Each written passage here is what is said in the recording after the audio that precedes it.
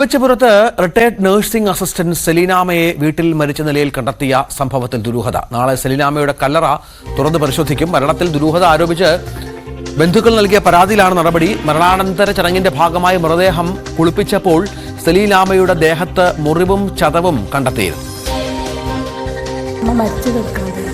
അപ്പോഴാണ് ഇവർക്ക് അസുഖം വന്നിട്ട് കൂടെ പോകാനൊരു ഇവരെ പോലത്തെ ഒരു പ്രായമുള്ളൊരു സ്ത്രീ വരും. സ്വർണ്ണമാല പോയിട്ട് വേറെ ഗോൾഡ് മാല ഇട്ട് കൊടുത്തു.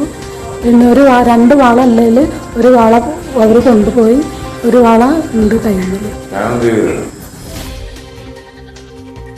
അരുൺ മോഹൻ വിവരങ്ങൾ പങ്കുവെക്കും. അരുണ്, ഈ ദുരൂഹത ഉന്നയിച്ചിരിക്കുന്നത് ബന്ധുക്കളാണ്. ഒറ്റയ്ക്ക് താമസിച്ചിരുന്ന ഒരു സ്ത്രീ ആയിരുന്നു. എന്താണ് ഈ മരണത്തിൽ ഒരു സംശയം ഇപ്പോൾ ഉണ്ടാവാൻ കാരണം?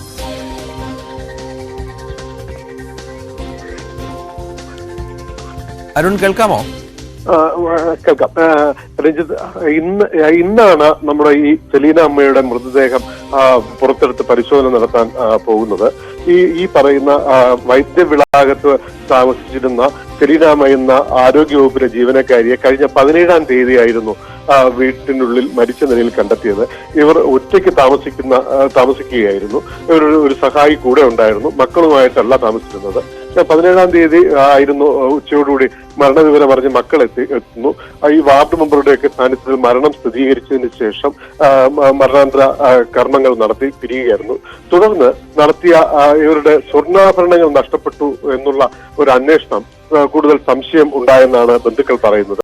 ഒപ്പം മൃതദേഹം കുളിപ്പിക്കാനെടുത്തപ്പോൾ ശരീരത്തിൽ ചില പാടുകൾ കണ്ടുവെന്നും ചില ആൾക്കാർ പറഞ്ഞതോടെ മകൻ രാജു ആണ് പാറശാല പോലീസിൽ സമീപിച്ചത്. പാറശാല പോലീസ് ആർഡിഒയ്ക്ക് നൽകിയ അപേക്ഷയെ തുടർന്ന് ഉത്തരവ് ലഭിക്കുകയായിരുന്നു.